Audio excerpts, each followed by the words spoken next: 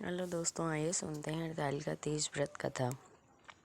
एक बार भगवान शिव ने माता पार्वती को उनके पूर्व जन्म का स्मरण कराने के उद्देश्य से इस व्रत के महत्व की कथा कही थी। श्री भोले शंकर बोले, हे गौरी पर्वतराज हिमराज, हिमालय पर स्थित गंगा के तट पर तुमने अपनी बाल्यावस्था में 12 वर्षों तक अधोमुख होकर घोर तप किया था। इतनी अवधि तुमने अन्न न खाकर पेड़ों के सूखे पत्ते चबाकर व्यतीत किए। माघ की विकराल शीतलता में तुमने निरंतर जल में प्रवेश करके तप किया। बैसाख की जला देने वाली गर्मी ने तुमने पंचाग्नि से शरीर को तपाया। श्रावण की मूसलाधार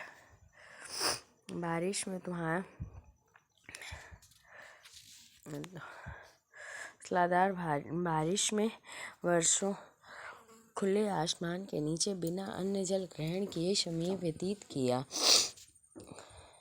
तुम्हारे पिता तुम्हारी कष्ट साध्य तपस्या को देखकर बड़े दुखी होते थे, उन्हें बड़ा क्लेश होता था। तब एक दिन तुम्हारी तपस्या तथा पिता के क्लेश को देखकर नारद जी ने तुम्हारे घर पधारे। तुम्हारे पिता ने हृदय से आतिथ्य सत्कार उनके आने का किया और कारण पूछा तो नारद जी ने कहा, गिरिराज, मैं भगवान विष्णु के भेजने पर यहाँ उपस्थित हुआ हूँ।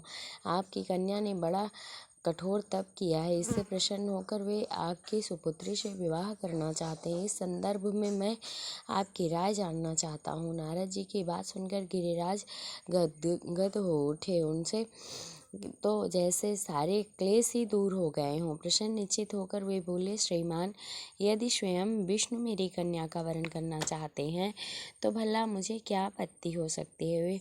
वे तो साक्षात ब्रह्म हैं। हे महर्षि, यह तो हर पिता की इच्छा होती है कि उसकी पुत्री सुख संपदा से युक्त पति के घर की लक्ष्मी बने। पिता की सार्थकता इसी में है कि पति के घर जाकर उसकी पुत्री पिता के घर से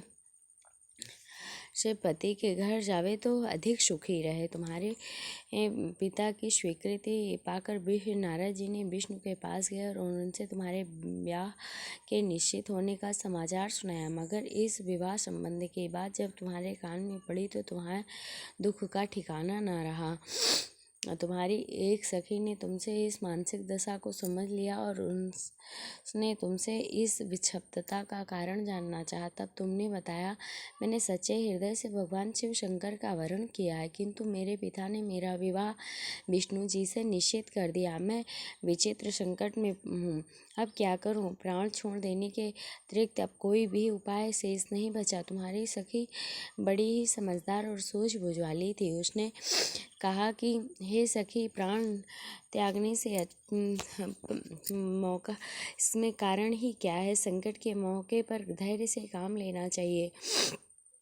नारी के जीवन की सार्थकता इसी में है कि पति रूप में हृदय से जिसे एक बार स्वीकार कर लिया जाए, जीवन पर्यंत उसी से निर्वाह करे। सच्ची आस्था और एक निष्ठ के समक्ष तो ईश्वर को भी समर्पण करना पड़ता है। मैं तुम्हें घनघोर जंगल में ले चलती हूँ, जहाँ साधना स्थली भी है, जहाँ तुम्हारे पिता तुम्हें खोज भी ना पाएंगे। वहाँ तुम साधना में लीन हो जाना।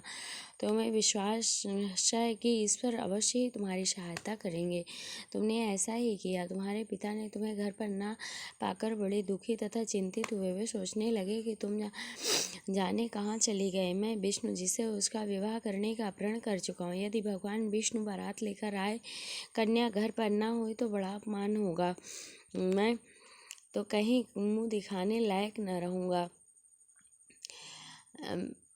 तब यही सब सोचकर गिरिराज जोर शोर से तुम्हारी खोज करने लगे। इधर तुम्हारी खोज होती रही और तुम उधर अपनी सखी के साथ नदी के तट पर एक गुफा में मेरी आराधना में लीन थे। भाद्रपद शुक्ल तृतीया को हस्त नक्षत्र था। उसी दिन तुमने रेत के शिवलिंग का निर्माण करके व्रत किया। रात भर मेरी स्तुति की गीत गाकर जागी और तुम्हारे इस कष्ट साध्य तपस्या के प्रभाव से मेरा आसन डोलने लगा, मेरी समाधि टूट गई। मैं तुरंत तुम्हारे समक्ष जा पहुंचा और तुम्हारी तपस्या से प्रसन्न होकर तुमसे वर मांगने के लिए कहा। तब अपनी तपस्या के फल स्वरूप तुमने मुझे अपने समक्ष पाकर तुमने कहा, हे मैं हृदय से आपको पति के रूप में वरण कर चुकी हूँ। यदि आप सचमुच मेरी तपस्या से प्रसन्न हुए हैं तो आप यहाँ पधारें और मुझे अपनी अर्धांगिनी के रूप में स्वीकार कीजिए। तब मैं तथास्तु कहकर कैलाश पर्वत पर लौट आया। प्रातः होते ही तुमने पूजा का समस्त सामग्री नदी में प्रवाहित कर अपनी सहेली सहित व्रत का पारायण किया। उसी समय अपने मित्र बंधु व दरबारियों सहित गिरिराज तुम्हें खोजते खोजते वहां आ पहुँचे। तुम्हारी इस कष्ट साध्य तपस्या का कारण तथा उद्देश्य पूछा। उस समय तुम्हारी दशा को देखकर गिरिराज अत्यधिक दुखी हुए और पीड़ा के कारण उनकी आंखों में आंसू उमड़ आए और तुमने उनसे आंसू पोंछते हुए विनम्र स्वर में कहा, पिताजी, मैंने अपने जीवन का अधिकांश समय कठोर तपस्या में बिताया। मेरी इस तपस्या का उद्देश्य केवल यही था कि मैं महादेव को अपने पति के रूप में पाना चाहती हूँ। आज मैं अपनी तपस्या की कसौटी पर खरी उतर चुकी हूँ। अब क्योंकि विष्णु जी से मेरा विवाह करने का निर्णय ले चुके थे, इसलिए मैं अपने आराध्य की खोज में घर छोड़कर चली आई। अब मैं आपके साथ इस शर्त पर घर जाऊंगी, जब आप मेरा विष्णु जी से विवाह न करके महादेव जी से करेंगे। तब गिरिराज मान गए और तुम्हें घर ले गए। कुछ समय पश्चात शास्त्रोक्त विधि विधान से पूर्वक उन्होंने हम दोनों का विवाह सूत्र बंधन में बांध दिया। हे पार्वती, भाद्रपद की शुक्ल तृतीया को तुमने मेरी आराधना करके जो व्रत किया था, उसके फलस्वरूप मेरा तुमसे विवाह हो सका। इसका महत्व यह है कि मैं इस व्रत को करने वाली कुंवारियों को मनवांछित फल देता हूँ। इसलिए सौभाग्य की इच्छा रखने वाली प्रत्येक युवती और सुहागवती स्त्रियों का सुहाग बना रहता है। युवतियों को व्रत पूरी एक निष्ठा आस्था से करना चाहिए। बोलिए भोलेनाथ की जय।